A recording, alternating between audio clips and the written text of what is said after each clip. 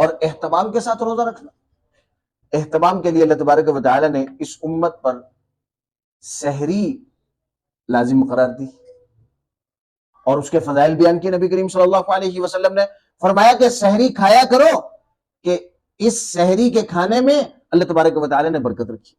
और आप सल्लल्लाहु अलैहि वसल्लम ने फरमाया कि अहले किताब और ईमान वालों के दरमियान फर्क सहरी का है, कि अहले किताब पर जो रोजे फर्ज थे वो इस तौर पर थे कि रात को सो गया तो बस सोने से पहले जो कुछ खा लिया बस खा लिया, वहां से रोजा शुरू हो गया। और ईमान वालों को क्या भाई सुबह